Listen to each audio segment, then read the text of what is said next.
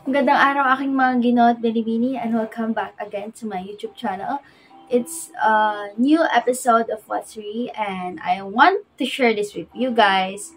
So ganito, nawalan kami ng pasok habang nasa biyahe na kami ng service. And sabi ko, okay lang naman ako kahit mawalan ng pasok o hindi. Palas pa rin ako may advantage kasi kikilos pa rin ako. Diba? Ganun yun mga Ginoo at Binibini.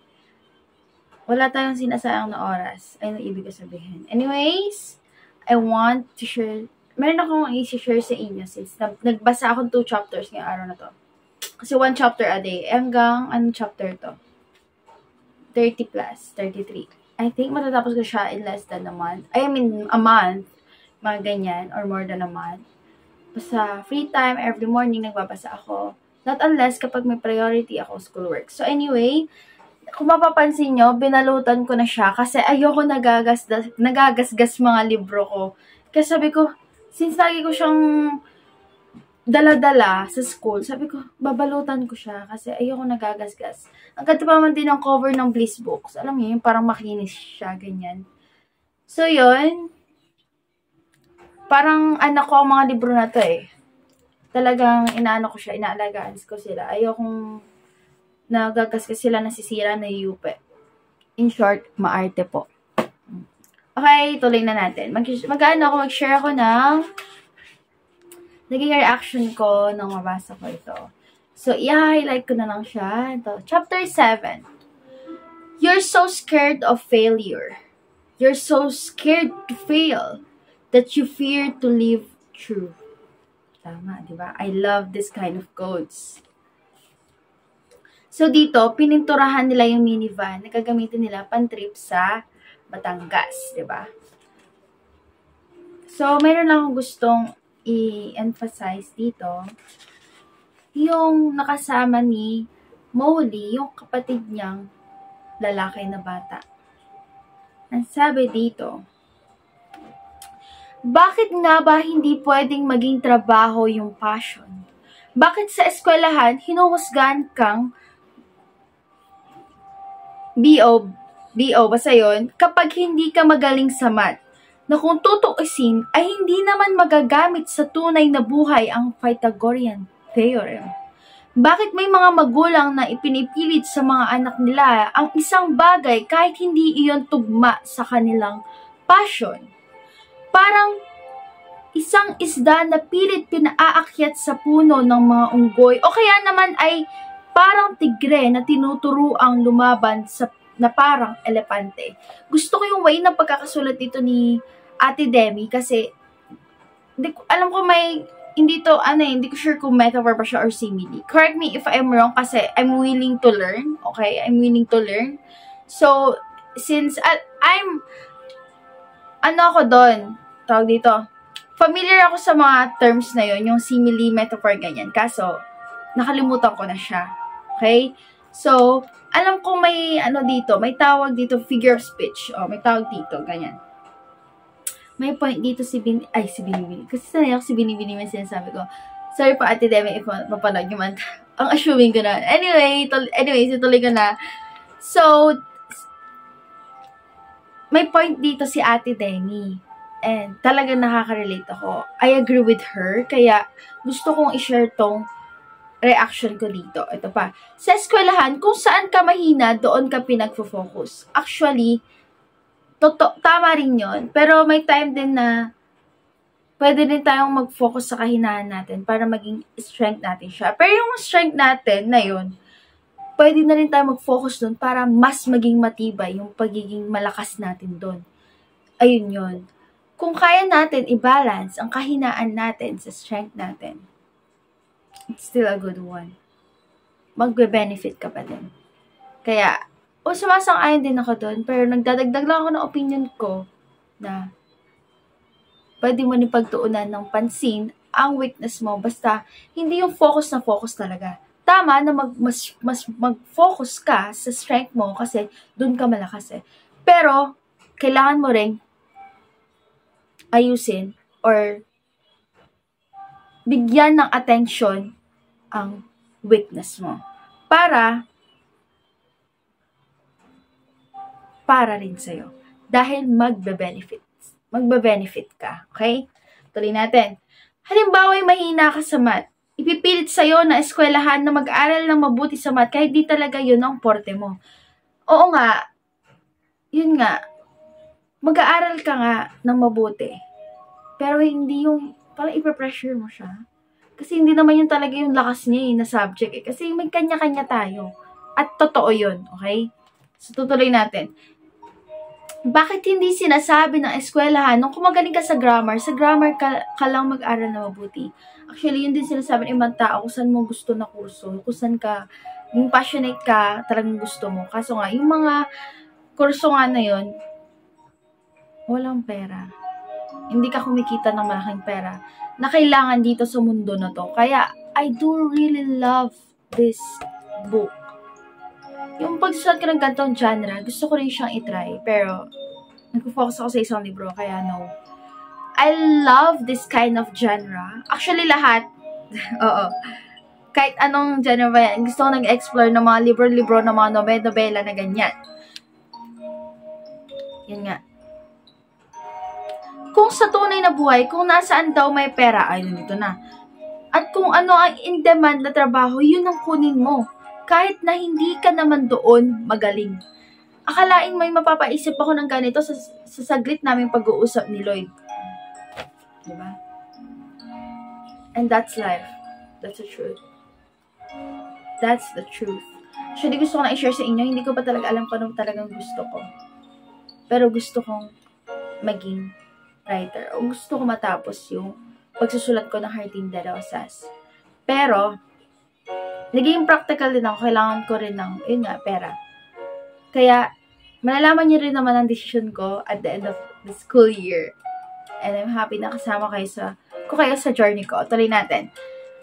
I realized that I'm tired of my life, doing the same thing every day, pumasok ng maaga para hindi malate, mag-comply sa requirements, ipasa ang exams. I remembered what we did today, and I found myself smiling. It's because, finally, some colors are added to my monochromatic life. Yeah. So, gumaganda na ang takbo ng storya at natutuwa ako doon. So, chapter 8 is freedom. Reaching freedom is not easy, but at least I tried. That's right. Dito pumunta na silang Batangas. Natutuwa ako dito kasi may comedy scene siya. Yeah. So, si Molly may crush kay, Garnet. So natutuwa rin ako kasi andito rin yung ibang mga, genre na gusto ko. Basta mga scenes lang, ganyan. So, may gusto ko emphasize dito sa bandang huli, yung freedom na sinasabi ni Garnet. Okay. Garnet, bakit ka sumama ngayon dito? To escape reality. It's not bad to hang out with strangers, right? Why do you want to escape, Garnet? Hindi tayo nabuhay sa mundo para gawin yung mga bagay na hindi natin gusto. Don't you think so? Minsan wala naman tayong choice, di ba? Yeah, you're right. We don't have a choice because we're still kids. There's something in that guy that I don't have. Si Colban, tinutukoy niya? Ano yun? Freedom. Tumingala siya at saka huminga ng malalim. I want to be free like him. While beside him, I felt the invisible bars around him, like a bird who wanted to fly. I lifted my hands. I wanted to open his cage, but I knew I couldn't. Like him, I was also caged in my own fears and disappointments. It's only ourselves who could set us free. Siguro, ganun din sina Jasper at Alex. Ikaw, Molly. Bakit ka sumama ngayon?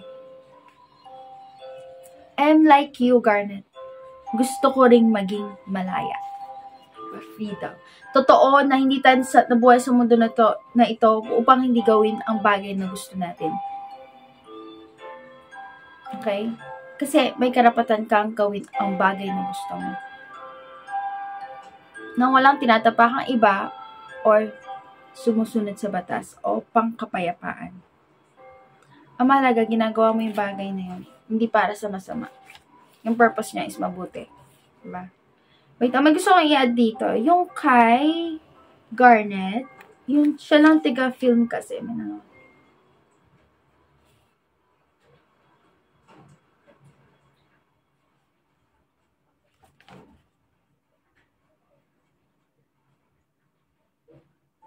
Ito. Ang ganda din ng punto na to. Last na to na highlight.